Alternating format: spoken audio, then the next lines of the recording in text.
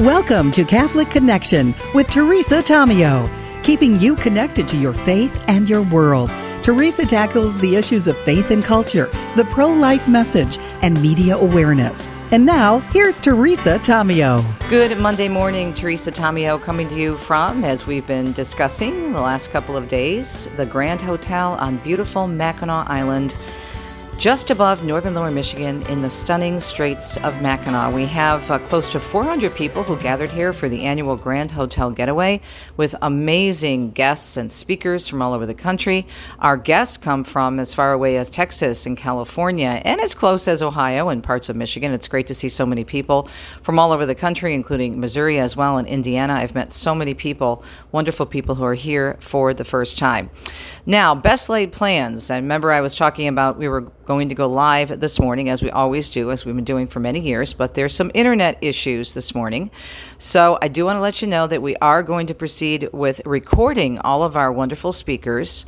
We are going to be interviewing Father Michael Schmitz, Steve Ray, Father Leo Pedlinghug, and of course, Dr. Edward Shree, all of whom are speaking here today for the conference, and it'll be wrapping up tomorrow morning. And then what we'll do is we will bring you these fresh, terrific interviews at a later date. But unfortunately, because technology is great when it works, we are going to go to a best of program. We still have the news and weather for you, though, of course, giving you the latest news of today. But we will tell you more about the Grand Hotel Getaway in a very near future show. So here we go on a Monday morning. Let's see what's happening first with the weather.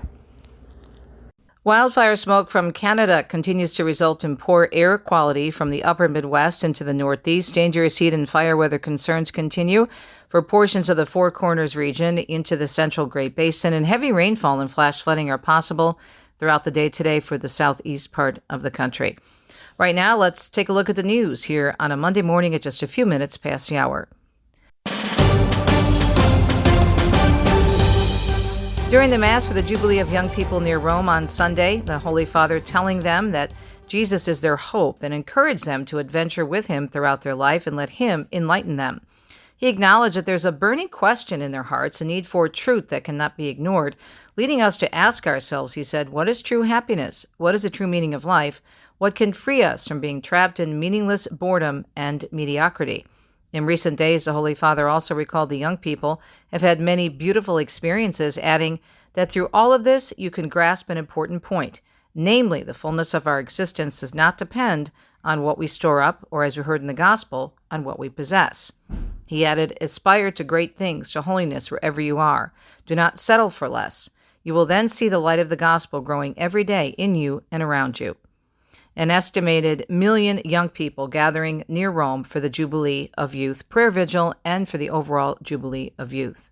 Meanwhile, Thaddeus Jones from Vatican News tells us at the conclusion of the closing Mass for the Jubilee of Youth, the Holy Father remembered young people suffering the most serious evils caused by other human beings, mentioning specifically war-torn Gaza, Ukraine, and every land bloodied by war. Just before the conclusion of the closing Mass of the Jubilee of Young People at Rome's Tor Vergata Field, Pope Leo expressed his closeness and solidarity with young people suffering in Gaza, Ukraine, and all living in war-torn parts of the world. In communion with Christ, our peace and hope for the world, we are closer than ever to young people who suffer the most serious evils, which are caused by other human beings. We are with the young people of Gaza. We are with the young people of Ukraine, with those of every land bloodied by war. My young brothers and sisters, you are the sign that a different world is possible, a world of fraternity and friendship, where conflicts are not resolved with weapons, but with dialogue. The Pope also yesterday announcing the dates of the next World Youth Day to be held in Seoul, South Korea, August 3rd through 8th, 2027. He said after this Jubilee, the pilgrimage of hope of young people continues and will take us to Asia. He said in a message before praying the Angelus at the University of Rome, 10 miles east of Rome, where he had just celebrated Mass for 1 million participants from 146 countries. In other news, a manhunt continues in Montana for a suspect who gunned down 4 people in a bar. Police say 45-year-old Michael Brown is still on the loose after killing 4 people in the small mountain town of Anaconda. Authorities have found what they believe is his abandoned vehicle west of town. Police in the southwest part of the state are urging people to remain on high alert. And the White House economic advisor, Kevin Hassett, is explaining President Trump's move to fire the head of the Bureau of Labor Statistics, this following a weak jobs report. In an interview with Meet the Press over the weekend, he echoed statements made by the president questioning the accuracy of those numbers. There have been a bunch of patterns that could make people wonder, and I think the most important thing for people to know is that it's the president's highest priority that the data be trusted and that people get to the bottom of why these revisions are so unreliable. The report said the economy added just 73,000 jobs last month, which is well below estimates. Trump taking to social media, implying the labor statistics chief manipulated the information for political purposes. The Trump administration launching a probe against former special counsel Jack Smith. Smith prosecuted 2 cases against Trump, one centering around allegations that Trump tried to subvert the 2020 election, another accusing him of mishandling classified documents. Neither went to trial, and Smith resigned from the Justice Department shortly before Trump was inaugurated. Meanwhile, the president and the Canadian Prime Minister, Mark Carney, are set to speak in the coming days. That, according to Canadian Trade Minister Dominic LeBlanc, who told CBS's Face the Nation that he's optimistic the 2 countries can reach a deal to reduce tariffs. We think there is an option of striking a deal that will bring down some of these tariffs, provide greater certainty to investment. His comments come after the president decided to raise tariffs to 35% on Canada following weeks of negotiations. The president citing the fentanyl crisis as a reason for the tariff hike, and he also mentioned Carney's efforts to recognize a Palestinian state was jeopardizing those talks. Jim Forbes tells us Jeanine Pirro is confirmed as the next U.S. Attorney for the District of Columbia. On Saturday, the Senate voted 50-45 to confirm Pirro to the position. Pirro was previously serving on an acting basis since May after President Trump withdrew his first nominee, Ed Martin, whose nomination faltered amid bipartisan backlash. She has previously served as both a judge and a district attorney in New York before co-hosting The Five on Fox News. I'm Jim Forbes. And meanwhile, the feds are warning corporate America to do their due diligence to avoid worker fraud. The district attorney for Columbia, Jeanine Pirro, discussing a case earlier last week involving an Arizona woman who helped hundreds of North Korean IT workers illegally get remote jobs at American companies. This is a code red. Your tech sectors are being infiltrated by North Korea. She said that Christina Chapman enabled the network of North Korean workers to generate $17 million in revenue that went all the way back to North Korea. She went on to say it's time for businesses to verify their workers before security of the country is compromised. Almost 60% of millennials and Gen Zers blame their social life for hurting their financial goals. A new survey also found that 42% of them report overspending on their social budget several months out of the year. A survey also revealing that most American adults covet social time, with nearly 70% saying they meet with friends in person at least once a week. On average, they spend $250 a month on social activities. Fewer than 1 in 5 say they have a strict budget for activities with friends. And Sarah Lee Kessler tells us the Federal Trade Commission is warning consumers about a scam involving Amazon. It actually has nothing to do with the international e-commerce company, but with fraudsters trying to make it look legit. They're sending phony text messages claiming to be from Amazon, saying an item you bought has been recalled. The FTC says don't fall for it. Don't click on the link offering a full refund, or you could be ripped off by scammers who are after your money and personal data. I'm Sarah Lee Kessler. And there's a major wildfire still raging in central Utah after nearly 3 weeks. Officials say the Monroe Canyon fire began on July 13th and has grown now to some 57,000 acres. Crews on the ground and tanker aircraft have helped slow the spread, but the blaze is less than 5% contained. Local evacuation orders lifted on Friday, although the state of emergency declared by the governor is still in effect. And finally, in our newscast on a Monday morning, Rob Martio tells us a theme park made famous by its A-list celebrity co-founder hitting the top spot on TripAdvisor's 2025 Traveler's Choice Best of the Best Awards. Dollywood, the park co-founded by country music icon Dolly Parton, placed highest in the Best Amusement Park category. Dollywood beat out Disney World's Magic Kingdom, Disneyland, and Universal Studios on the 2025 list. TripAdvisor says the ranking is decided by above and beyond reviews and opinions from the TripAdvisor community over a 12-month period. When it comes to the best theme parks globally, Dollywood comes in at number 11 on the list. The number one theme park on the face of the planet, Ferrari World, Yas Island in Abu Dhabi. I'm Rob Martier. It's a Monday morning, and we are still here at the Grand Hotel, but stay tuned for some more great programming on a Monday. We'll be right back.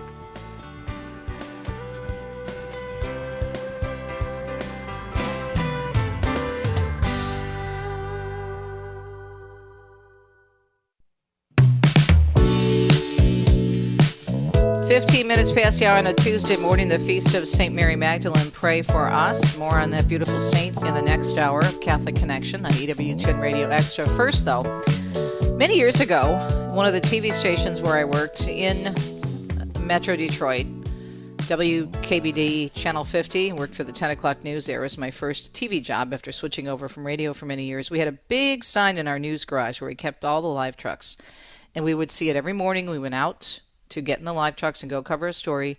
We would see it every night when we came home, back to the station to file our reports. And it said, the reporter is not the story. And that was placed there very specifically to remind us that it's not about us. We are the messengers. We put it out there. We let the people decide. Okay?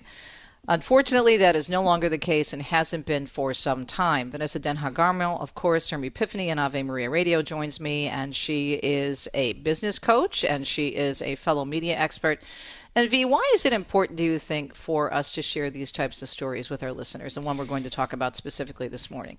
Because people have to understand what kind of information they're consuming, and they have to differentiate between journalism and activism because it's so blurry today. You know, we did not see this when we were reporters, and no, you were never the story, and you never gave your opinion. You went in there objectively and just covered the facts. And all the story tells me is that this guy has no business being a journalist because he made it about himself. I mean, there are so many things going on there that day, T, that you looking at somebody's eyes is the least of your concern. Let's play the clip first, so people. So we're talking about the shooting of then presidential candidate Donald Trump, Republican presidential candidate. Yeah. This is Butler, Pennsylvania, last summer, where one man was killed, a precious life was taken, the police officer, others were hurt. President Trump, of course, suffering, thanks be to God, minor injuries. And we would say that for anybody who was in that situation, whether they be Democrat or Republican. Yeah.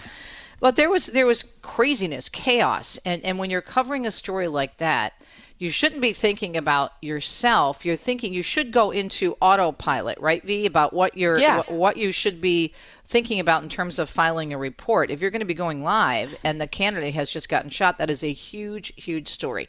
Well, let's roll the clip. And this is a CBS reporter talking to Chuck Todd on a podcast.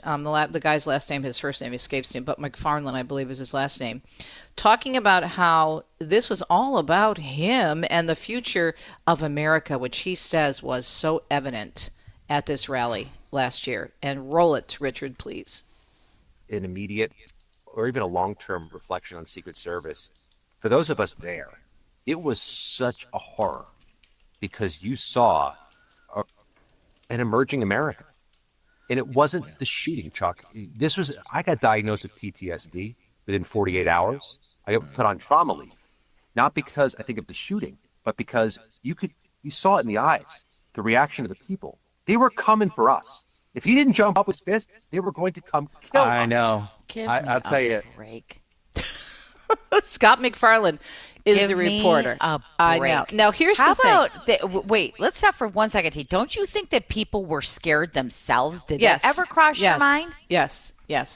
So, but first of all, when you're a reporter, you're in a situation like a breaking story, okay? He's sent there to cover a rally of the presidential candidate, the Republican candidate, and so you are keenly, or should be keenly aware of your surroundings, okay? Fine.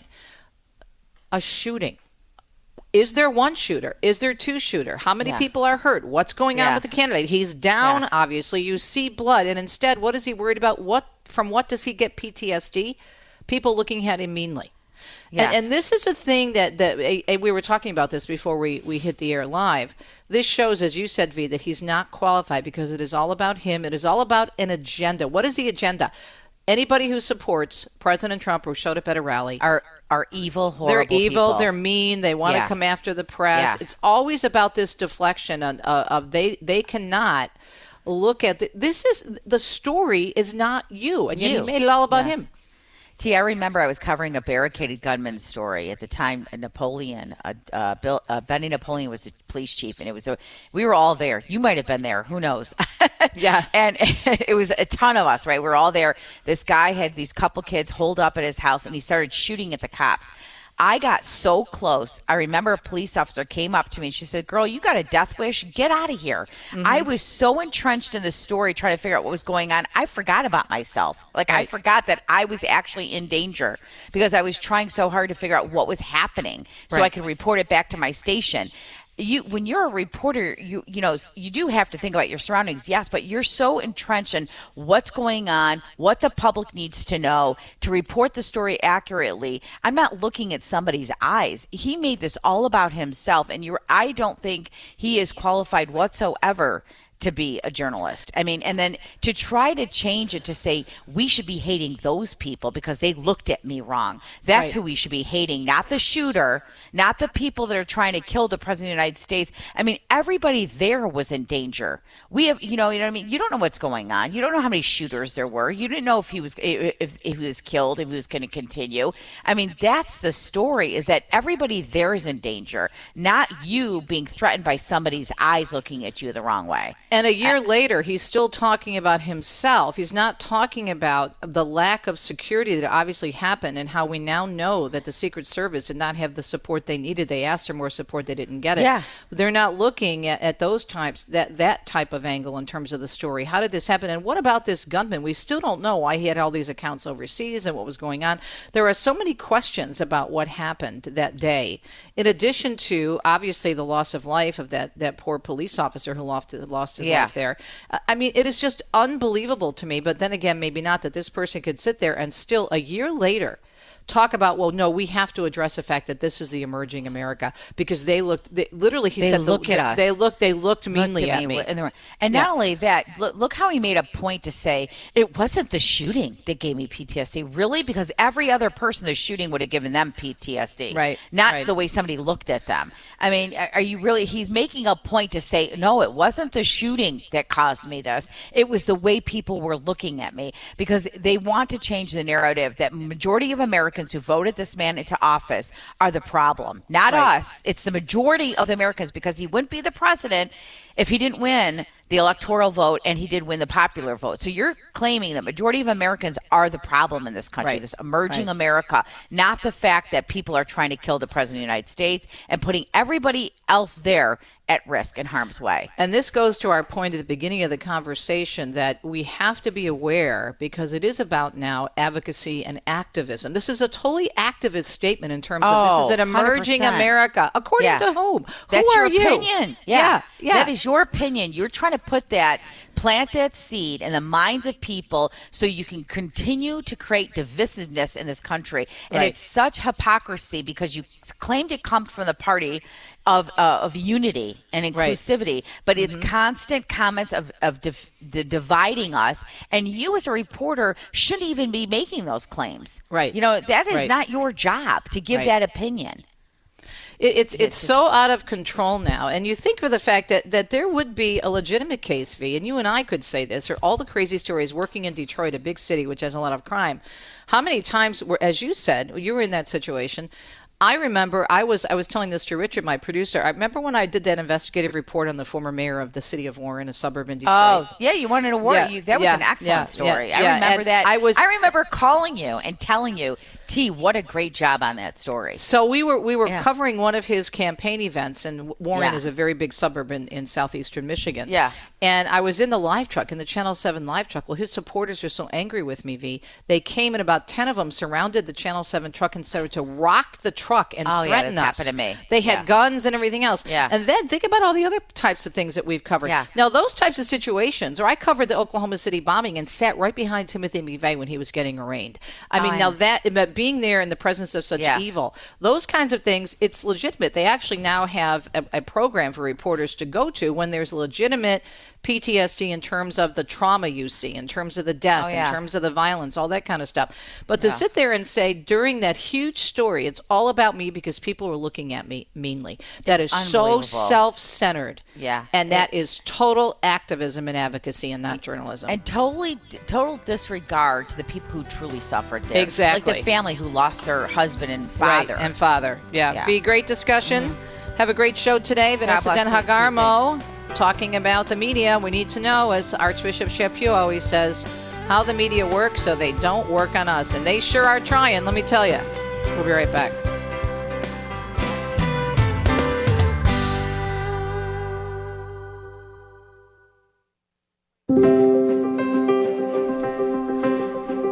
St. Bonaventure, pray for us. It is Tuesday, July 15th, the feast day of the Angelic Doctor from Central Italy. Kelsey Reinhardt is on the phone with us this morning. She's the head of Catholic Vote, another wonderful organization that is out there defending our Catholic faith and freedoms, religious freedom. They do such a great job. Gosh, Kelsey, I know there's so much to talk about, but let's start with what's happening with the latest information and review on the abortion pill, Mifepristone. And then I have so many questions for you on that, but other issues. Thanks for joining us this morning. What's the latest with the review of the information on the abortion pill? Well, the latest is that it's in the hands of the FDA Commissioner, Dr. Marty Makary, and we're very hopeful that there will be a rollback on what has been a sort of very loose policy implemented after COVID and during the Biden administration. But I think it's worth taking a look at the entire history of Mifepristone, of the abortion pill, to really see how absolutely politicized this medicine has been. And I'd love to go through that with you, Teresa. Sure, go ahead. Very interested to hear it. So, I don't know that most people know that Mifepristone was actually Planned Parenthood's idea to privatize abortion, to make it a do-it-yourself procedure at home. They began working on this and it was first synthesized in France in 1980 because they understood that the spread of abortion clinics, which had become popular after Roe versus Wade, were actually becoming increasingly unpopular. And so they thought that the legal tide was turning against Roe, which, as we know in Dobbs, did happen. And so they thought, if we can find a way to privatize abortion and make it a do-at-home procedure, it would keep this industry afloat. And so in 1998, only France and communist China had approved it. And this alone should give us pause. Hello. Right? Yes, exactly. In 1989, the FDA banned Mifepristone from being imported to the U.S., so there's historical precedence for this being banned. And then in 1993, President Clinton told the FDA to take another look, and by 2000, under pressure from the abortion lobby and still under Clinton, the FDA approved it. So I think we have to look at the politicization of this drug from the very beginning. It was understood to be very dangerous, and by 2011, just 11 years after the FDA had approved it, they had to implement a risk evaluation and mitigation strategy, or REMS for short. And that meant you had to go to a hospital or clinic to get it. 3 medical visits were required. And in some states, the doctor actually had to be physically present when the woman took the pill. Well, that makes sense because it's so strong and it's so dangerous. I mean, of course. And now it's just, get it through the mail. Get it wherever over the. This is insane if they're so concerned about reproductive health, right? And you're right, Teresa. That's what the EPP, the Ethics and Public Policy Center study showed, was that this is so dangerous. We were sold a lie. Well, I don't know that any of us believed it in terms of the Catholic population or common sense folks, but we were sold a lie that it was as safe as Tylenol. And what the FDA did was another sleight of hand with the data. And we've seen that Robert as Kennedy... safe, wait a minute. I have to stop you there. I want you to repeat that. As safe as Tylenol. So, over-the-counter pain medication you take for aches and pains or a headache, it's equal to, is the same as Mifepristone. Are you kidding me? Yes, and that's, I've never seen a study like the study that the the Ethics and Public Policy Center put out with the data that they did. The danger, there's 11% of the times that this was used resulted in sepsis, in hemorrhages, in hospitalization. I have never seen 11% of Tylenol patients hospitalized for use of Tylenol. This is really blatant politicization of the medicine. And again, they did a sleight of hand with the data. What did they do? They only compared the deaths of Tylenol with the deaths of the abortion pill. And of course, not counting the deaths of the child, but just of the women and girls who took it. So this was a very blatant politicization of the Biden administration to say, it's safer than Tylenol. But fast forward to 2023, finally a U.S. district judge called it like it is, and they said that the FDA's process was flawed. And another panel of judges agreed. They didn't ban the drug, but they said at least it should not be sent by mail, not prescribed through telemedicine, require in-person visits. But then, of course, as we've seen with a lot of issues in our nation right now, another judge came along and said, wait a minute, these rules are creating access barriers. And so they rolled the restrictions back again. And now we have this science that's saying, we simply cannot go on with this being less regulated than antidiarrheals like Lomotil or Motofin. We don't even let people get over-the-counter Sudafed in some instances because we're worried about what teenagers or other actors will do with it. And so the idea that this is going to be less regulated than those drugs, the science just doesn't bear it out. How much of this is related to the bottom line? Because they know, the industry, the abortion industry knows that it's getting more and more difficult. Word is getting out there, especially with the last election, that even if people call themselves pro-choice, they want limits, a lot of limits on abortion. And they know they're losing support, but they need the money. And this is a quick fix in terms of the dollar, right? Yeah, they do. They do need the money, and I think that we've seen that there's a lot of corruption in healthcare related back to these financial incentives, and yet I think that the perversion here is really intensely political, more than it is financial. That's a good point. This is something that just no honest researcher and statistician can respond to the fact that there's 11% of women are experiencing these complications like hemorrhage, sepsis, surgery, hospitalization. That's 22 times higher than the FDA's claimed rate. Look at Abby Johnson's experience in her book, right? Unplanned. And she talks about that in the book, and we saw it in the film in terms of what she suffered when she took the abortion pill. It is such a lie, Kelsey. It's so political, but they just lie completely. And women, their health is being greatly affected in the course of lives of the children. Well, and you've pointed out such a great point. A lot of these women, when they take this pill, they experience a great deal of shame around the procedure. They're at home having sepsis, having hemorrhage, and they're afraid to call into their doctor, and these complications, worsen because, they're embarrassed what they've done. People don't know that there's an abortion pill reversal procedure out there, which I think is really important to proclaim, and that's experienced a lot of censorship on online and whatnot. But there's so much harm that's happening to women, and it's really happening in these in the privacy of their homes, where they're afraid to even admit to themselves that this is so dangerous, or they don't have the medical capacity to recognize that they shouldn't be bleeding to the extent that they are, and so this pill is dastardly. It is so devastating for women and girls. Yeah. And also then the home becomes, the place of the trauma. It's bad enough when women have that experience at an abortion facility, but then the home becomes a place of the trauma, and so they have this ongoing psychological fallout and spiritual fallout because of what happened. I mean, this is just so ridiculous. The abortion pill is equal to Tylenol. Yeah, we were born, but not yesterday. Give me a break.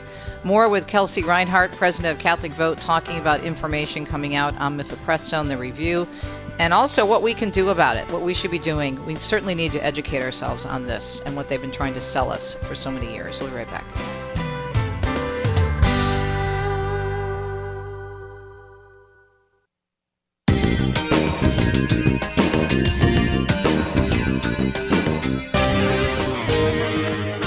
Minutes past the hour. Welcome back. Thinking about our beautiful gospel for this weekend on Sunday, the Good Samaritan, and how the Lord tells the man of the law, kind of turns everything on its head. And the Pope talked about this in his homily on Sunday, and so did our associate pastor. And I discussed this in 2 Cents yesterday in the second hour of the program.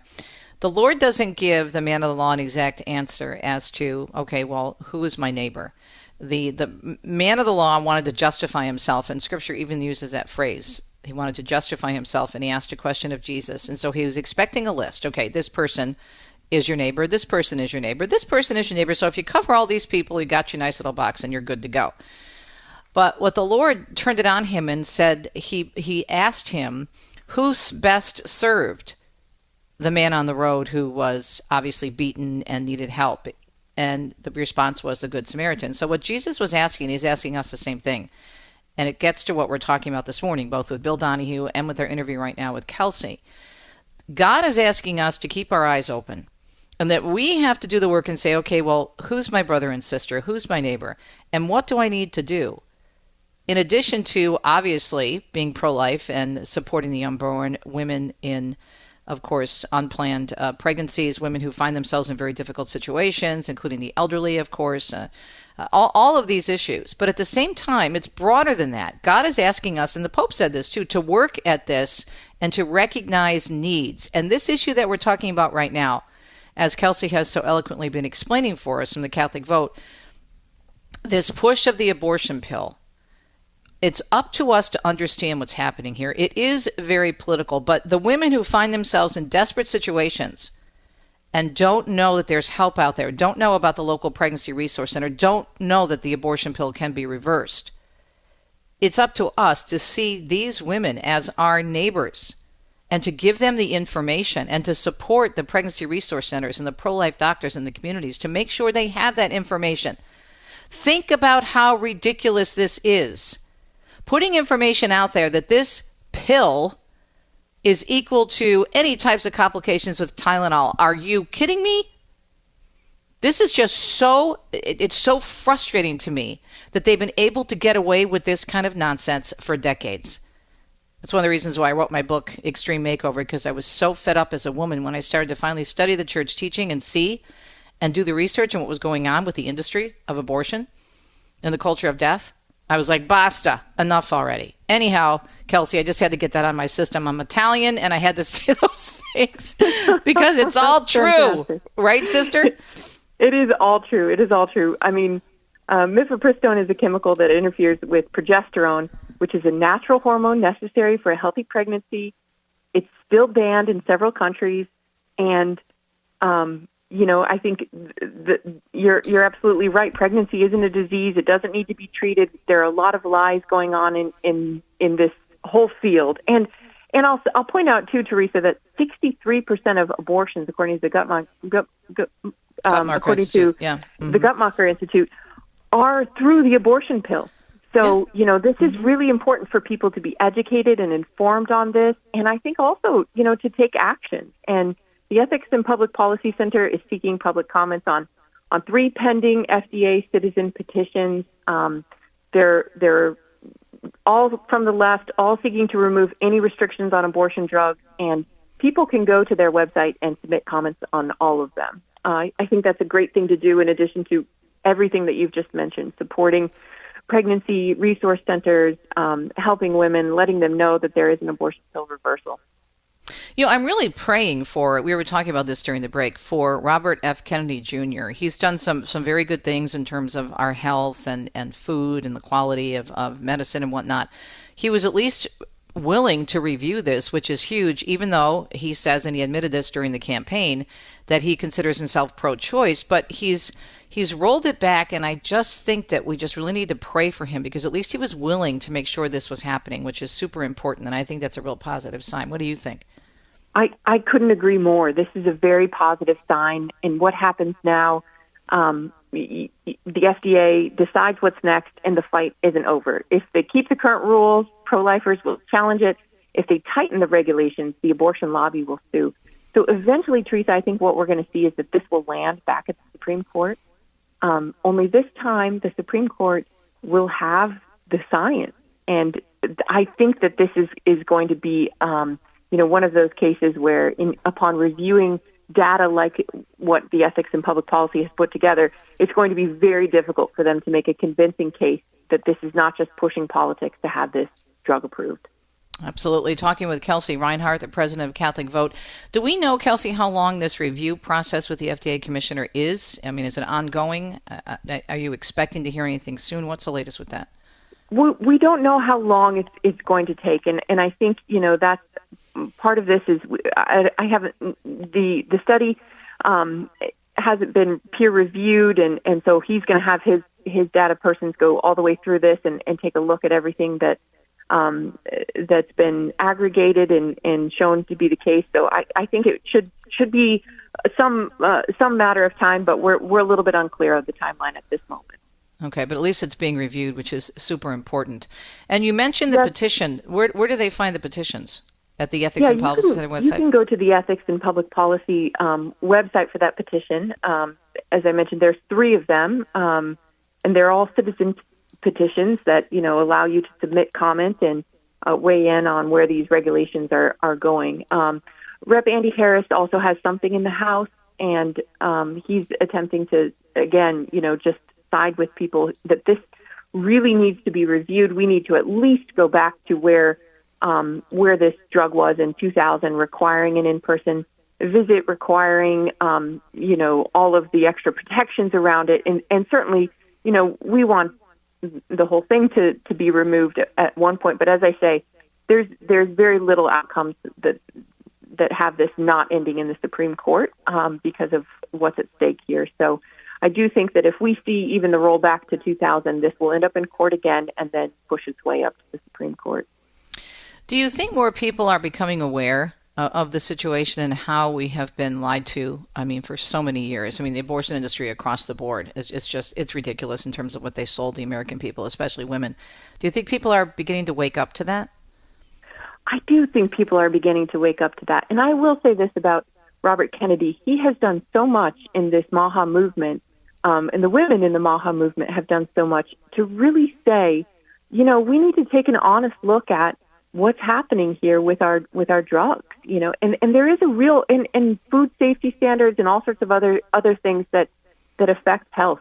There's a real cultural component to these pieces. Moms who want to shop for foods free of red dye, had to put so much extra money and intentionality into it, and now, based upon what happened yesterday, all ice cream manufacturers are removing food coloring dyes. So I do think that there's a huge cultural component to this, that these shifts, when they happen at the bigger and larger levels, after a significant portion of the population has kind of awoken to the truth, they gain a lot of steam, and I think we're seeing that in the pro-life movement. There is so much momentum, and we see with the defunding of Planned Parenthood, more closures happening. We're really excited about where things are going in that direction. It's actually gaining a really terminal velocity here, and we just need to think creatively about how to advance on some of these new fronts,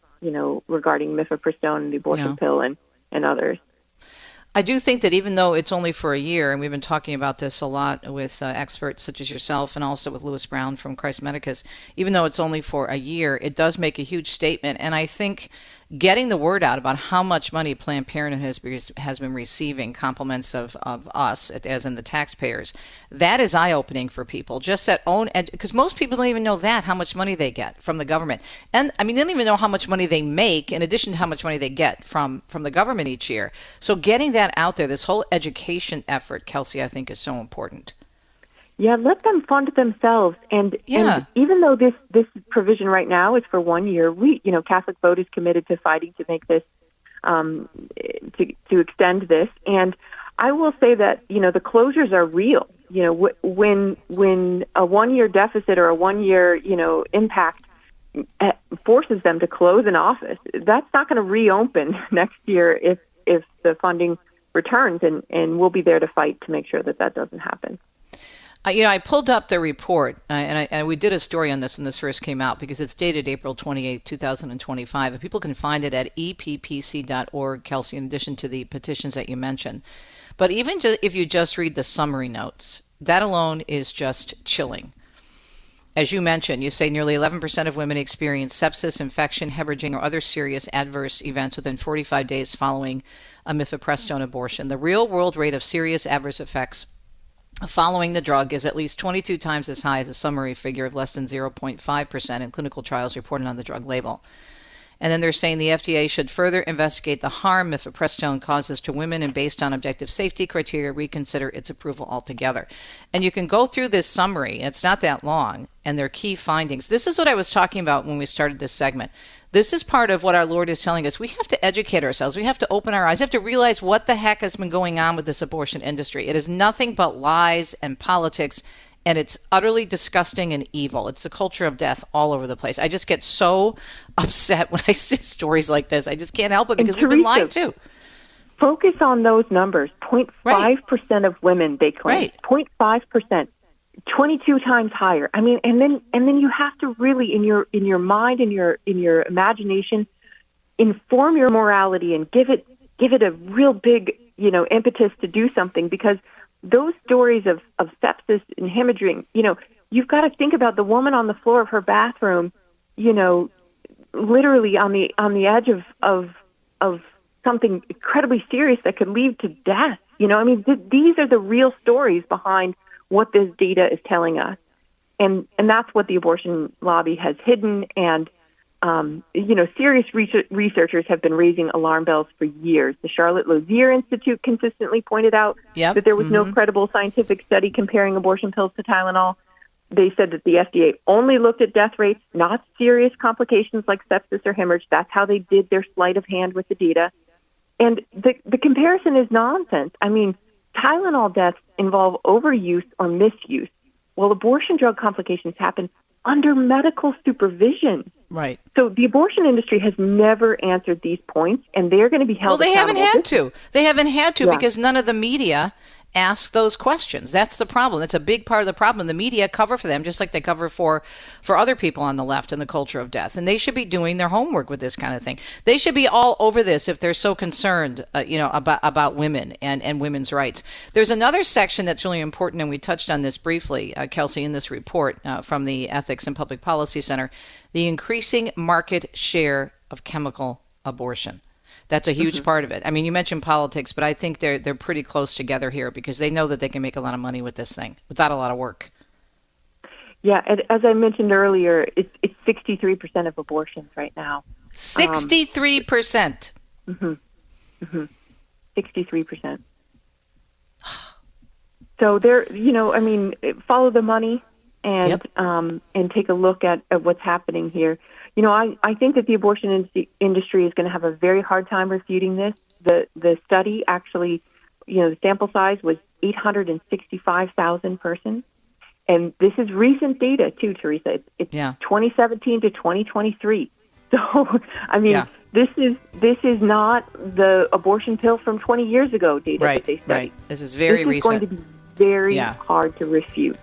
And Kelsey, thank you. We're out of time, but I can't thank you enough. Give us your website real quick, hon, so people can check out the great work at Catholic Vote. Yes, CatholicVote.org, and sign up for our daily newsletter, The Loop, to stay informed on all things politics and Catholicism. God bless. We'll be right back.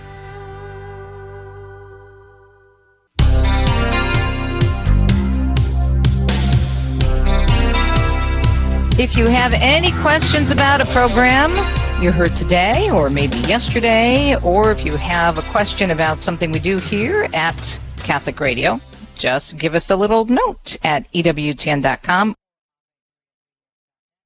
You can also find out some background information about the various programs. You can get updates on our radio and TV schedules. It's all there for you online. And remember, we are here to keep you connected to your Catholic faith. And as my dear, dear friend and Catholic radio colleague, Al Cresta always says, to help you remember to look at everything in our lives through the lenses of Scripture and the teachings of the Church. And remember what I always say, something I heard years ago, that our Catholic faith has to be everything to us. It has to come first. I'll never forget that. I heard a priest give a homily, and this was during one of the most contentious elections recently, and he said our Catholic faith shouldn't be a factor when we go into the voting booth. It should be the factor, because, again, we have to look at everything through the lenses of Scripture and the teachings of our one holy Catholic and Apostolic faith.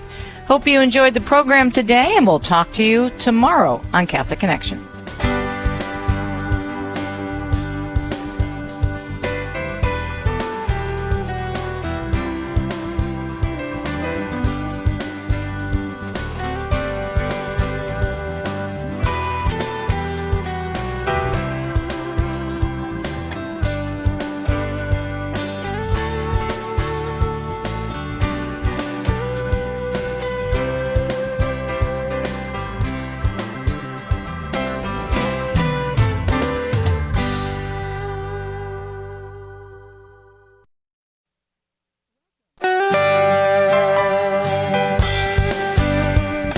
Welcome to Catholic Connection with Teresa Tomeo, keeping you connected to your faith and your world. Teresa tackles the issues of faith and culture, the pro-life message, and media awareness. And now, here's Teresa Tomeo. Coming to you from the amazing Grand Hotel, as we've been discussing the first hour of Catholic Connection on a Monday morning on Mackinac Island. And we continue our programming, but they literally, I was joking with my producer, took the cane and pulled me off the, well, not really with the cane, but they pulled me off the Grand Hotel ballroom stage because my friend, Steve Ray, is up in just about now, speaking to well over 300 people that gathered here for this beautiful event, which has become such a tradition, not just for people in Michigan. What we've noticed over the years is that we have people from all over the country. In the last few years, a lot of people from down south, Alabama and Texas, and are just marveling over the beauty of northern lower Michigan. So we'll continue our programming with the news and the weather for you in just a minute. And we are going to re-air in this hour of the program, After 2 Cents, revisiting an interview we did recently with Father Chris Alar, of course, from EWTN and the Marian Fathers. His book on the sacraments, Understanding the Sacraments, exploring the significance of the 7 sacraments in the Catholic Church, and it emphasizes their role as channels of God's grace. Now, the full title is Understanding the Sacraments, God's Grace Guaranteed. And the reason I wanted to re-air this interview with Father Chris is because the lovely Vanessa Denha-Garmo will be sitting in for me tomorrow as Deacon Dom and I head back down, which is about a 4.5-hour drive from northern lower Michigan, the very, very tip of the lower peninsula, down to the Detroit area. And we have to get off the island early, and so doing a live show tomorrow would not work because of the ferries, and they're at certain times, and it gets a little bit crazy and busy. So anyway, to make a long story longer, Vanessa Denha-Garmo will be doing part 2 with Father Chris on his beautiful book, Understanding the Sacraments. And I love this because Father Chris is so knowledgeable, but he's also very much like the Marian Fathers. Of course, he's the head of that order. He preaches mercy. He gives us the truth in love, and we need that.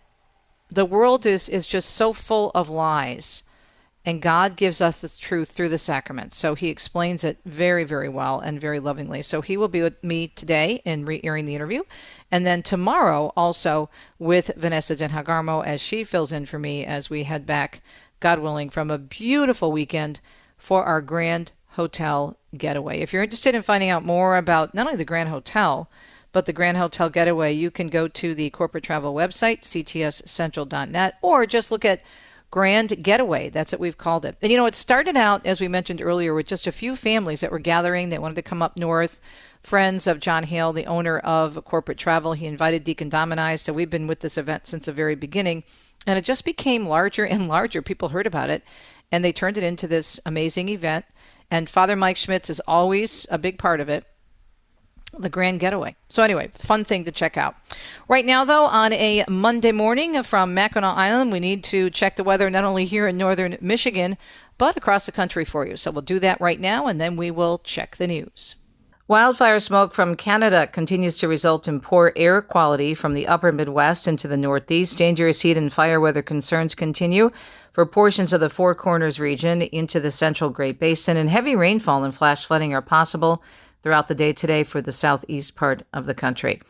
Right now, let's take a look at the news here on a Monday morning at just a few minutes past the hour. During the Mass for the Jubilee of Young People near Rome on Sunday, the Holy Father telling them that Jesus is their hope and encouraged them to adventure with him throughout their life and let him enlighten them. He acknowledged that there's a burning question in their hearts, a need for truth that cannot be ignored, leading us to ask ourselves, he said, what is true happiness? What is the true meaning of life? What can free us from being trapped in meaningless boredom and mediocrity? In recent days, the Holy Father also recalled the young people have had many beautiful experiences, adding that through all of this, you can grasp an important point. Namely, the fullness of our existence does not depend on what we store up, or as we heard in the Gospel, on what we possess. He added, aspire to great things, to holiness wherever you are. Do not settle for less. You will then see the light of the Gospel growing every day in you and around you. An estimated 1 million young people gathering near Rome for the Jubilee of Youth prayer vigil and for the overall Jubilee of Youth. Meanwhile, Thaddeus Jones from Vatican News tells us at the conclusion of the closing Mass for the Jubilee of Youth, the Holy Father remembered young people suffering the most serious evils caused by other human beings, mentioning specifically war-torn Gaza, Ukraine, and every land bloodied by war. Just before the conclusion of the closing Mass of the Jubilee of Young People at Rome's Tor Vergata field, Pope Leo expressed his closeness and solidarity with young people suffering in Gaza, Ukraine, and all living in war-torn parts of the world. In communion with Christ, our peace and hope for the world, we are closer than ever to young people who suffer the most serious evils, which are caused by other human beings. We are with the young people of Gaza.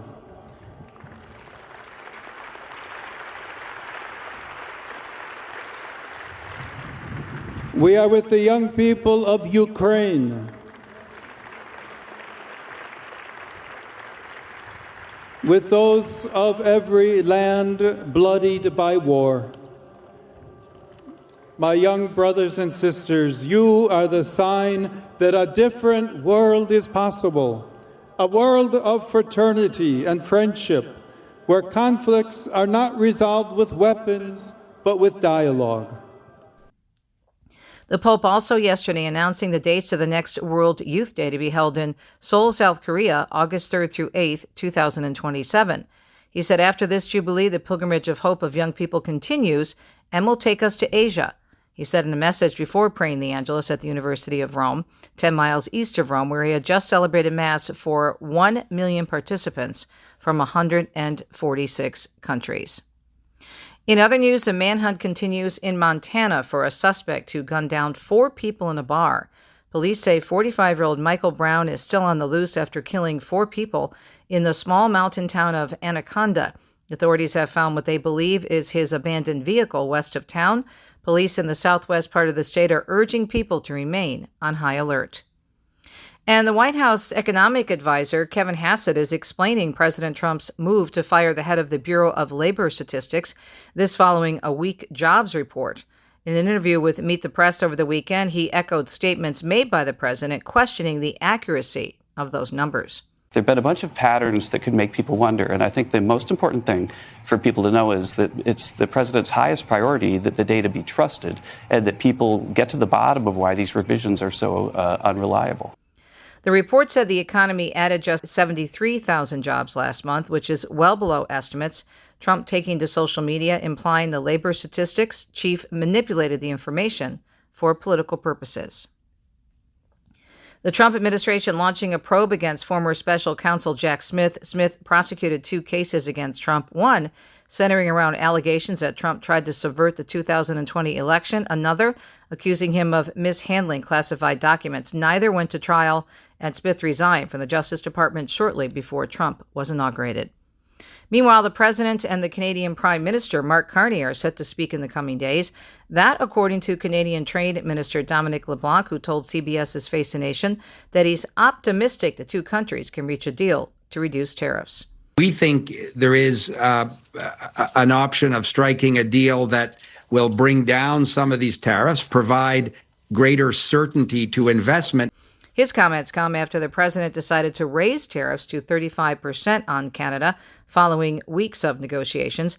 The president citing the fentanyl crisis as a reason for the tariff hike, and he also mentioned Carney's efforts to recognize a Palestinian state was jeopardizing those talks. Jim Forbes tells us Jeanine Pirro is confirmed as the next U.S. Attorney for the District of Columbia. On Saturday, the Senate voted 50-45 to confirm Pirro to the position. Pirro was previously serving on an acting basis since May after President Trump withdrew his first nominee, Ed Martin, whose nomination faltered amid bipartisan backlash. She has previously served as both a judge and a district attorney in New York before co-hosting The Five on Fox News. I'm Jim Forbes. And meanwhile, the feds are warning corporate America to do their due diligence to avoid worker fraud.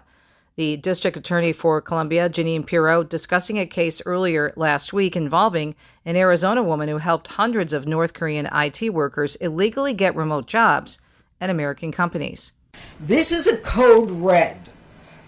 Your tech sectors are being infiltrated by North Korea. She said that Christina Chapman enabled a network of North Korean workers to generate $17 million in revenue that went all the way back to North Korea. She went on to say it's time for businesses to verify their workers before security of the country is compromised. Almost 60% of millennials and Gen Zers blame their social life for hurting their financial goals. A new survey also found that 42% of them report overspending on their social budget several months out of the year. A survey also revealing that most American adults covet social time, with nearly 70% saying they meet with friends in person at least once a week. On average, they spend $250 a month on social activities. Fewer than 1 in 5 say they have a strict budget for activities with friends. And Sarah Lee Kessler tells us the Federal Trade Commission is warning consumers about a scam involving Amazon. It actually has nothing to do with the international e-commerce company, but with fraudsters trying to make it look legit. They're sending phony text messages claiming to be from Amazon, saying an item you bought has been recalled. The FTC says don't fall for it. Don't click on the link offering a full refund, or you could be ripped off by scammers who are after your money and personal data. I'm Sarah Lee Kessler. And there's a major wildfire still raging in central Utah after nearly 3 weeks. Officials say the Monroe Canyon fire began on July 13th and has grown now to some 57,000 acres. Crews on the ground and tanker aircraft have helped slow the spread, but the blaze is less than 5% contained. Local evacuation orders lifted on Friday, although the state of emergency declared by the governor is still in effect. And finally, in our newscast on a Monday morning, Rob Martio tells us a theme park made famous by its A-list celebrity co-founder hitting the top spot on TripAdvisor's 2025 Traveler's Choice Best of the Best Awards. Dollywood, the park co-founded by country music icon Dolly Parton, placed highest in the Best Amusement Park category. Dollywood beat out Disney World's Magic Kingdom, Disneyland, and Universal Studios on the 2025 list. TripAdvisor says the ranking is decided by above and beyond reviews and opinions from the TripAdvisor community over a 12-month period. When it comes to the best theme parks globally, Dollywood comes in at number 11 on the list. The number 1 theme park on the face of the planet, Ferrari World, Yas Island in Abu Dhabi. I'm Rob Martier. It's a Monday morning, and we are still here at the Grand Hotel, but stay tuned for some more great programming on a Monday. We'll be right back.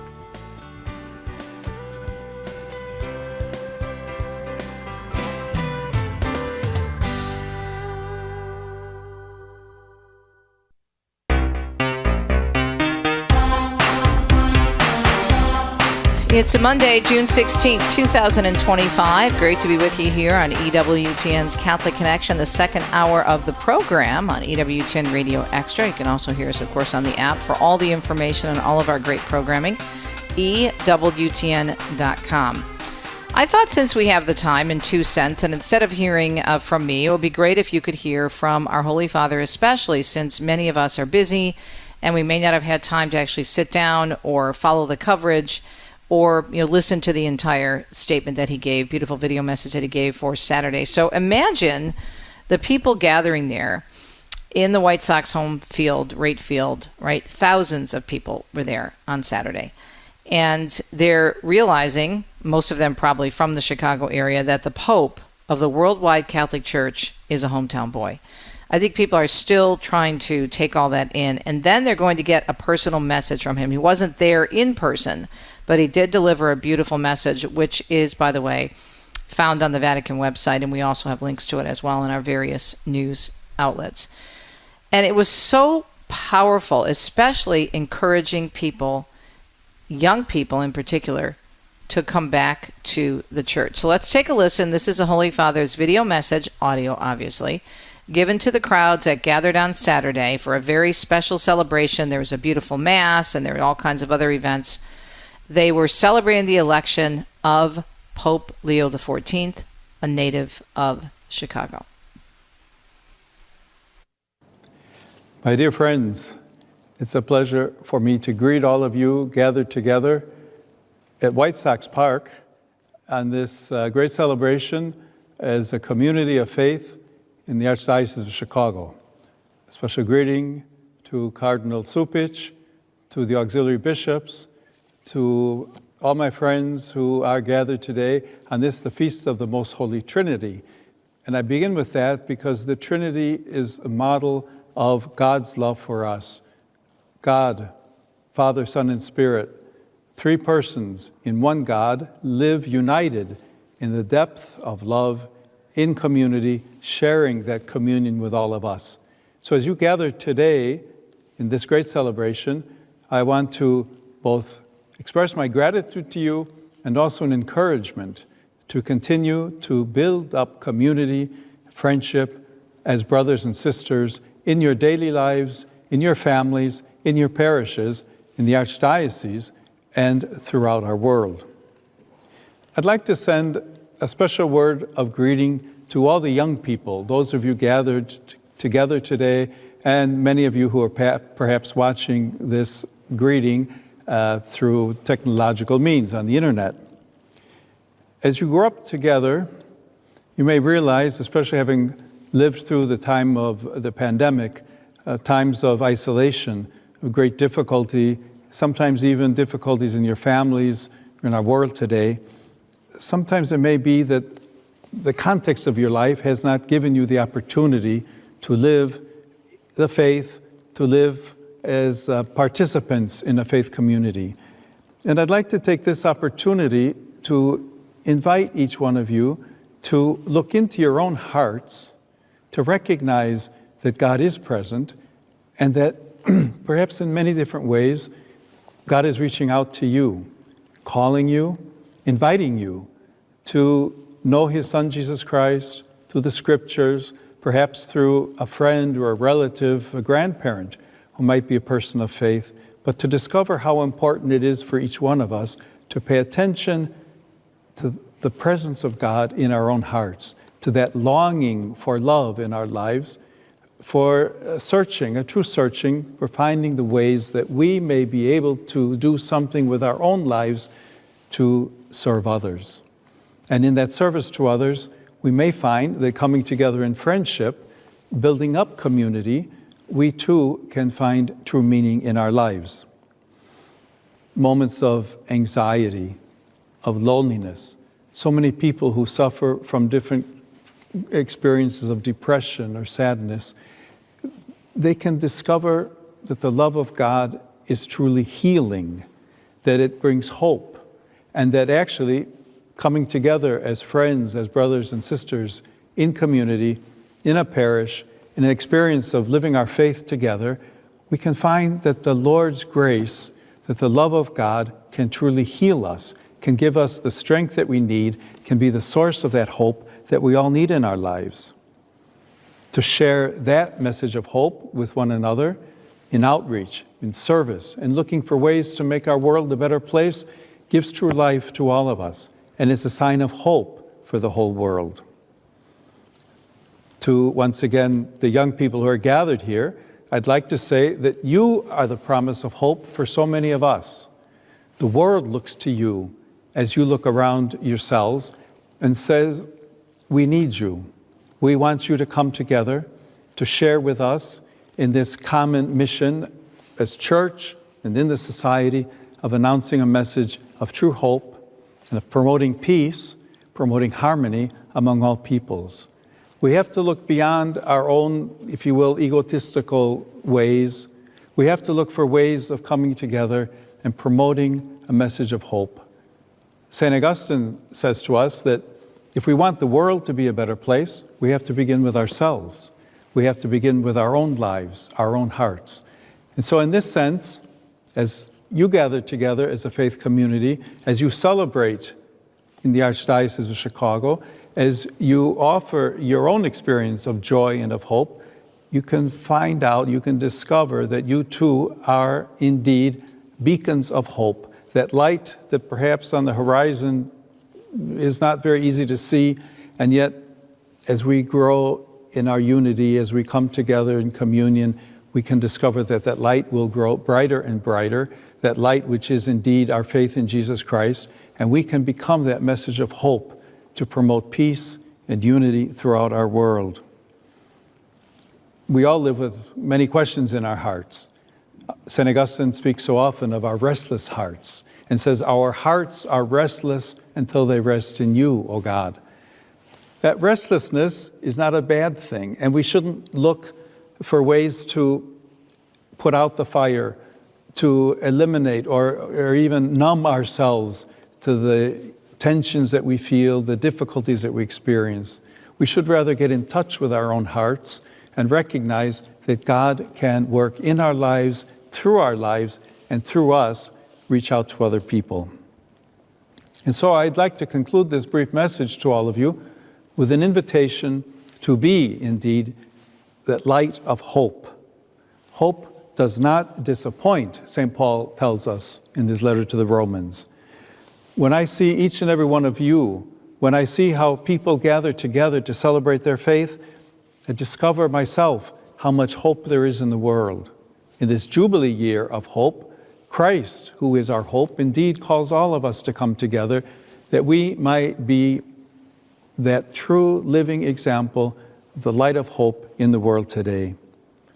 So I would like to invite all of you to take a moment to open up your own hearts to God, to God's love, to that peace which only the Lord can give us, to feel how deeply beautiful, how strong, how meaningful the love of God is in our lives, and to recognize that while we do nothing to earn God's love, God, in His own generosity, continues to pour out His love upon us. And as He gives us His love, He only asks us to be generous and to share what He has given us with others. May you indeed be blessed as you gather together for this celebration. May the Lord's love and peace come upon each and every one of you, upon your families, and may God bless all of you so that you might always be beacons of hope, sign of hope and peace throughout our world. And may the blessing of Almighty God, the Father, the Son, and the Holy Spirit come upon you and remain with you always. Amen. Amen. Isn't that beautiful? Our Holy Father, Pope Leo XIV, his video message to those gathered over the weekend at the White Sox baseball field in the Archdiocese of Chicago, where they had a beautiful celebration for their hometown boy. Of course, Pope Leo XIV, born and raised in the Chicago area. And what a blessing he is, not just to Chicago, but to all of us. We'll be right back. We're going to talk radio and also how Catholic radio is making a difference beyond the airwaves. Yes, we are. We'll explain.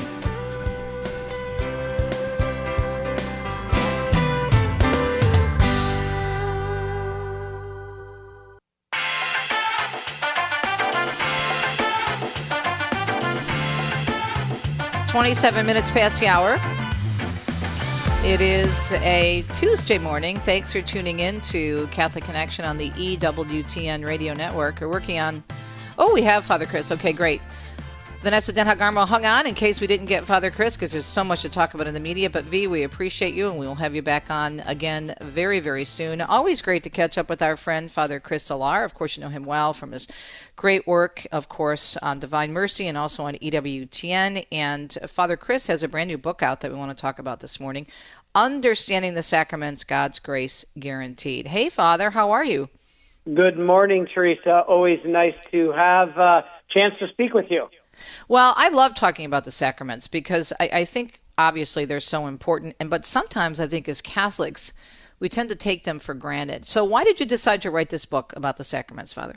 You are 100% correct. This is what makes our faith different from every other Christian denomination, 45,000 other religions, and only the Catholic Church, and of course the Orthodox have valid sacraments, but not being under Rome anymore puts really the focus on the Catholic Church for the full grace. And God can work grace any way he wishes, but it's only guaranteed to us through the sacraments. Yeah. And you hit the nail on the head. We take it for granted. Mm-hmm. We don't bother going to confession, but every few years, if at all. We receive the Eucharist like it's just going through the motion. We don't think about sometimes calling a priest to do the anointing. Marriage, Catholics are being married now outside the church on a regular basis, not even thinking about it. We don't understand the role of the priesthood. And certainly the most important of all of them, baptism. We're not even baptizing our babies. So these are important things that we must know and understand. So what do you think has happened over the years, Father, in terms of a lack of interest in the sacraments? I mean, there's so many different ways we could go with this in terms of the culture seeping in. But it's so sad because Deacon Dom says the same thing. I mean, even with weddings, we don't have that many weddings anymore. I remember when we were in marriage prep, we were working with couples, and we were very, very busy. There were marriages, it seemed like, every single weekend. Not so much anymore. No, and that's the thing. I point to the two things that priests tell me. Priests used to tell me that they used to have hundreds of baptisms and weddings in their parishes every year. One priest was just telling me last year he had 7 baptisms and 3 weddings or something like that. It's shocking that I believe, Teresa, honestly, the world is in the mess that it is. Here's an interesting fact. The average age of the world leader today is between 45 and 60. Now, when did we stop baptizing our babies? Exactly 45 to 60 years ago after Vatican II. And that's when we stopped baptizing our babies. The world leaders do not have the protection of the Holy Spirit. And when you're not baptized, you're wide open to the influence and the attacks of the evil one. And these are very dangerous if we don't make ourselves aware of that and start baptizing our children again. Yeah. Let's talk about some of the themes in the book, because I think this would be a great guide, Father, and I'm sure you wrote it for a number of reasons, but I think this would be great for people who are in OCIA, teaching OCIA, for people who are in any type of evangelization at their parish. I think it's super, super important to have this book as a guide and to give it to people to hand out, because you go over the basics.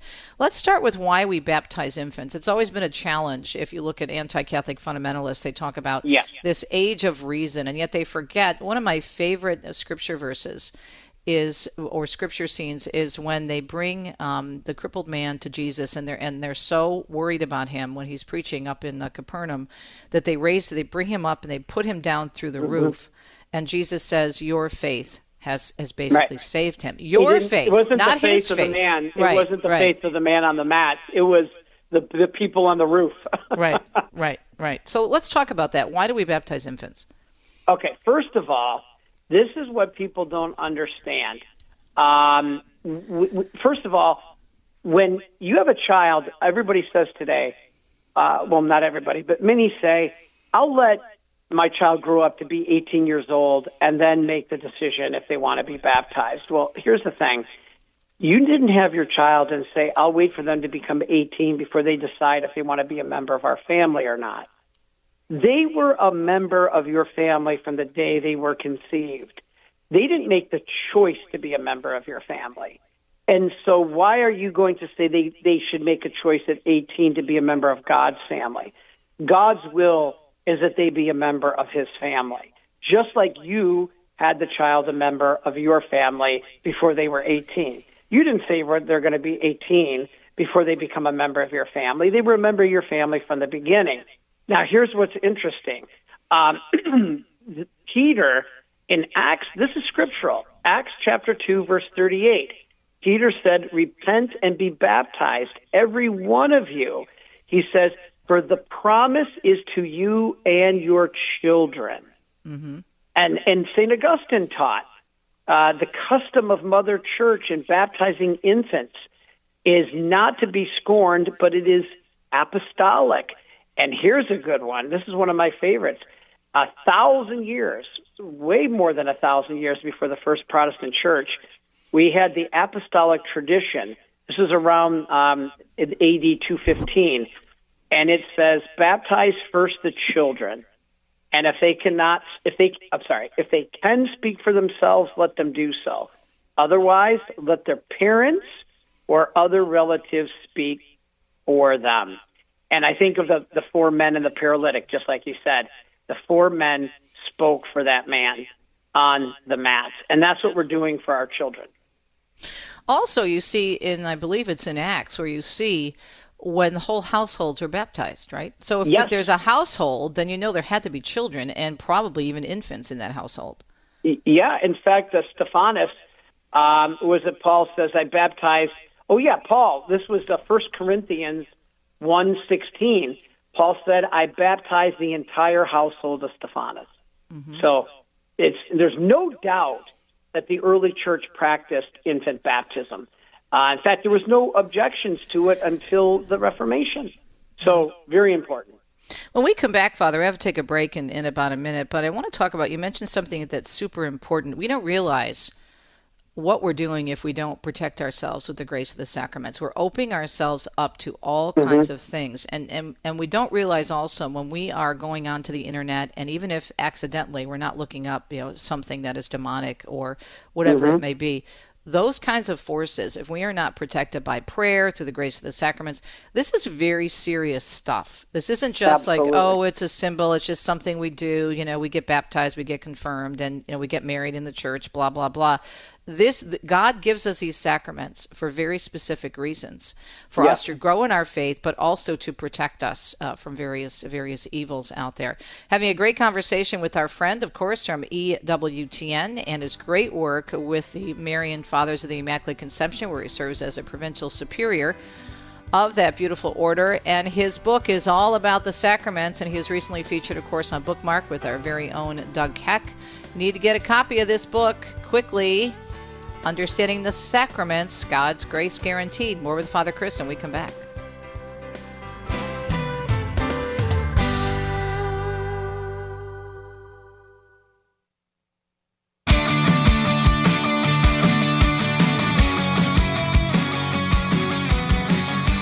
Of course, our friend Father Chris is a host of our very own show, Living Divine Mercy. He has a very long bio. You can look him up at the Marians, because otherwise, if I read his bio, we'll just take up the whole time because it's so extensive. But he is a provincial superior of the Blessed Virgin Mary, Mother of Mercy, province of the Marian Fathers of the Immaculate Conception, both in the U.S., England, as well as Argentina. And his beautiful book is so important. And I would encourage everyone to get a copy of this. Just, I think, Father, too, as a refresher for our own knowledge and affirmation regarding practicing the sacraments and making sure we understand them fully. The book is Understanding the Sacraments, God's Grace Guaranteed. We were talking before the break and then during the break, Father, about the evils out there online. And you said you had a very interesting and kind of frightening conversation with an exorcist about the internet and pornography in particular. Tell us about that. Yeah, we know that the eyes are a window to the soul. And so Satan is obviously going to try to get a portal into any soul he can. So sometimes God forces the demons to tell the truth. And during an exorcism, a demon was forced to tell the truth and stated that behind every image of pornography in a magazine or on the internet is placed a demon. The demon had stated that a demon is placed behind it so that when the eye is open to it, there's an open portal for that demon to enter. And that's why you see so many lives controlled by the demons of lust. Tradition says the biggest struggle for men is lust, and for women is pride. And so Satan knows this, and he's placing all these demons behind these images of pornography. So when they look, the eye is the window to the soul. It's open. And, Teresa, in confession now, we used to think of pornography just a man thing. I'm hearing it a lot from women now. And so the eyes being the portal to the soul is affecting men and women, and now even children. It's that pervasive. Are we becoming more aware, do you think, of those issues? I mean, because there are many marriages and relationships and people that have been really, just ravaged by pornography. Yeah. In fact, luckily we are, but the thing is, there's still a continuation of it. In fact, even though there are couples that I've counseled that are fully aware of it, the man just claims he can't break away. He just can't break away. With the grace of God, you can. And that is why the sacraments are so important, because they are the only guaranteed way to get grace. There's no other guaranteed way. Yes, you can pray. We can go to our own room. This is a start. But the only way, ex opere operato, in the very fact that the sacrament is given and administered, you are receiving. The sacraments are not just symbols. They do something. They're actual grace. They're the cause, the effective cause of grace. And so remember our definition, Teresa, is a sacrament is an efficacious sign, meaning it does something, of God's grace instituted by Christ and trusted to the church, by which divine life is instilled in us. I can't emphasize enough, and the reason I wrote this book is because I just assumed Catholics knew the sacraments, what they were, and how important that we need them. But we don't. People are not getting married in the church. They're not baptizing their babies. They're not going to confession. It's sad, and this is what we must wake up to realize. This is God's answer to the evil, that we need protection. It's heartbreaking to me on so many levels, especially the marriage issue, because the reason, and I know this working, my husband, as you know, has been a deacon for almost 13 years now. When you talk to people as to why aren't you getting married in the church? Well, it's too inconvenient. We want to get married quickly. We want to get married on a beach. You want to do this. Yeah. They're looking at the exterior, the imagery, the reception. They're not looking at the long term. What they don't realize is how they're not entering that marriage with the very, very best support they could possibly get. Yeah, and it's the key for you must have canonical form. If you are a baptized Catholic, you must be married in the Catholic Church. And this is not a punishment. This is not just to be inconvenienced. It is because this is what Christ gave us in the gift of the church. And if we're not married in the church as a baptized Catholic, we are living in an invalid marriage, and thus the relations are adulterous. You're not married, and therefore you're engaging in sin. And a lot of people come to me, Father, can I go to my daughter's same-sex marriage in the Justice of the Peace? Can I go to my brother's wedding on the beach? Unfortunately, and this is so hard for me to say as a priest, and my heart breaks every time I have to say this, but no, you cannot. Mm-hmm. And they say, why, Father? And the answer is because then you are condoning a life of sin that this couple is now preparing to be engaged in. Yeah. And you're celebrating a life now of sinful relations. And that is very detrimental to their salvation, if not the cause of their salvation. And if you really love them, you don't want that. There's nothing more important, not their feelings, not their emotions, their salvation. And that is why we have to explain to our loved ones that we can't come. And I know so many people find that so hard. And I understand that. I do. But what's most important when you love someone is willing they're good. And they need to be married sacramentally, not just legally. And that's why a legal marriage exists, but not a sacramental marriage. Yeah. And you can love them, obviously, but doesn't mean you have to agree with them or endorse what they're doing, right? Yeah, yeah. If your child was going to now participate in an event that made their life turn to sin, you wouldn't go celebrate that. If a child was making a choice and was entering into something that was leading them to a life of sin, you wouldn't be partaking. You would tell them you can't. And it's the same with marriage for a baptized Catholic outside the church. What is really, I think, frustrating for me, and knowing, because you know our story, Deacon Dom and I, our marriage was healed. We were married in the Catholic Church, thanks be to God. At least we had enough common sense to do that. But and I think that's one of the reasons why we were able to stay together and push through and work on our marriage. But with all the stories out there, with all the studies, with all the research, and how many marriages are breaking up, all the issues, this is what I tell people: why wouldn't you want to start out the right way to help you, to give you that right start right out the gate? Before you go off and into the sunset to begin your relationship, you need the grace. Yeah. In fact, one point I make in the book, Teresa, is that there's only one word that gets us to heaven. There's only one thing. There's only one thing, and everybody, says this or that. The answer is God's grace. Mm-hmm. And when we cooperate with it through love and then receive His mercy, it's realized. But grace from God is the one thing that gets us to heaven. And if we're not married inside the church to get that grace of God to bless the marriage, and we're living in an adulterous relationship, we have no protection. Yeah. And this is why a lot of people say, well, Father, the church is giving out too many annulments. And my answer is always, no, the church isn't giving out too many annulments. The church is giving out too many marriages, because people who even are married in the Catholic Church don't understand what marriage means. I'll give you an example. I have a good friend. She was just married in another state, and I talked to her like a month after their marriage. And it was in a Catholic church, so even those can be problematic, because I talked to her a month afterwards, and she says, oh, yeah, myself and my husband, we agree we're never having children. We will never, ever have children. Well, that marriage is invalid. Right.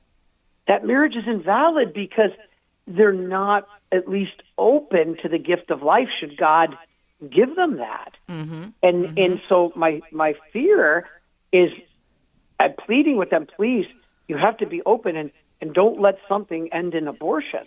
And yet this is the mindset today. Well, you have to be, the teaching is very clear. You have to be open to the grace of life. If you don't have children, if you don't conceive, and it's very, very specific. And this is something that Deacon Dom and I went through, because we couldn't have children. But then we decided, after prayer and going to talk to spiritual direction, that if you are not going to adopt, then you need to sacrifice and give your life to the church. So that's what we decided to do. So there's a difference between just saying, okay, well, I can't have children, so I'm going to adopt. There is a decision you have to make, and you have to live sacrificially for the church. And that's not taught either. That's not taught, Father, either, I think. That's powerful. And you know what? You're right. How many people actually know that, and second, are willing to accept it? Right. Yeah. But see, this is why this is so important. I want to move quickly. You only have about 4 minutes left, to the Eucharist, the source and summit of our faith. I think, unfortunately, that is something else that we take for granted. That's why one of the reasons that Deacon Dom and I are so big into promoting pilgrimage and taking people to Orvieto or Lanciano, because this is real. The Eucharist is God. Yeah, and people say, oh, well, Father, he was speaking figuratively. First of all, John 6, Christ spoke in Aramaic, and he said to eat the flesh and drink his blood. Now, if he was speaking figuratively, or it's an expression, yes, there is an expression in Aramaic to eat the flesh and drink the blood of someone, but it meant to persecute them or assault them. Why would Jesus be offering this type of person eternal life? And so the word that's used is tragon, which in the Greek literally means to chew, to gnaw with your teeth. It is literal. And so this is so important that people don't realize it's real. People say, well, Father, my church down the street has Holy Communion. No, that's Wonder Bread and grape juice. It's a symbol, which they believe, but the sacrament is the effective cause of the grace. In 1 Corinthians 11, Paul says, if you eat this bread unworthily, you bring condemnation on yourself. Well, then it has to be more than a piece of bread, because you should see me eat a piece of pizza. It's very irreverent. I just wolf it down between my meetings, and I'm running off between my next meeting. That's because it's just a piece of bread. But if we're being commanded to eat it reverently, it has to be more than just a piece of bread. Yeah. And that's what people don't understand. There's so much beauty in this, and there's so much we can learn, even if we believe that we're doing our best, and God willing, I know our listeners are there with us, but there's always something else to learn about the sacraments. That's why I'm so grateful that you did this book. Where do we get it, Father? Okay, please, if you'd like to take the trouble to help our Marian community as much as possible, shopmercy.org, which is shopmercy.org. We then, as Marians, are able to put all those proceeds back into the building of our new monastery and for the education of our seminarians, which is what we're working on now, where we have a boom of new vocations. 10 new guys came this year to enter our community. We're bursting with vocations. It's unbelievable. It tells me the message of mercy is important. But if you prefer and it's easier, it is available on Amazon. So you can go to Amazon.com and type in Understanding the Sacraments, and it'll pull up there too. So we also have it on the catalog too, the EWTN Religious Catalog. Yes, a religious catalog. Yep. That's a big one. Please, in fact, that's probably the next best way to do it along with shopmercy.org, is on the religious catalogs site. And so praise be to God that it's offered there as well. Father, great to catch up with you, fellow Michigander, my friend Father Chris Alar. Understanding the Sacraments, God's Grace Guaranteed. Father, we have to have you back on. There's so much more we didn't cover in this book, so let's do another 1, 2, 3, 4, 5, 6, 7, 8, 9, 10 shows, because there's tons of material here. Our friend Father Chris Alar, his book, Understanding the Sacraments, God's Grace Guaranteed. We'll be right back.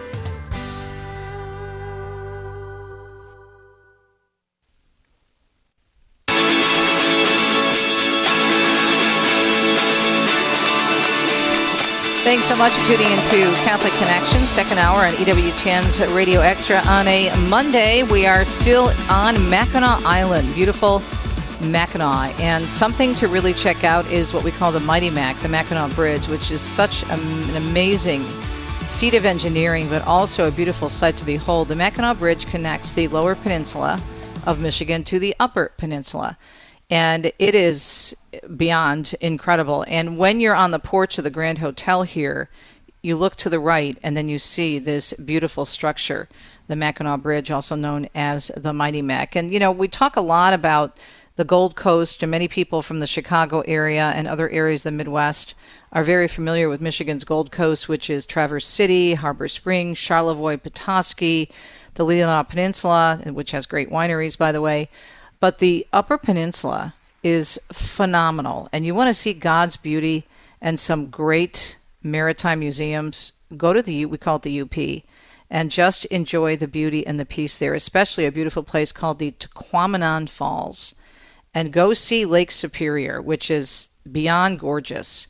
And, the Great Lakes are so amazing because they're called the Great Lakes because they're like mini oceans. You can stand on the shores, whether it be Lake Huron or Lake Michigan or Lake Superior, or Lake Ontario or Lake Erie, and you can't see the other side. It's just so beautiful. Well, tomorrow, as I'm heading back, God willing, from Mackinac to Detroit, the lovely Vanessa Denha-Garmo will be sitting in for me again, and she will conclude an interview with Father Chris on his book on the sacraments, and she'll also have her coach's commentary and Newman Guide News talking about Cardinal Newman being named a doctor of the church. Stay tuned.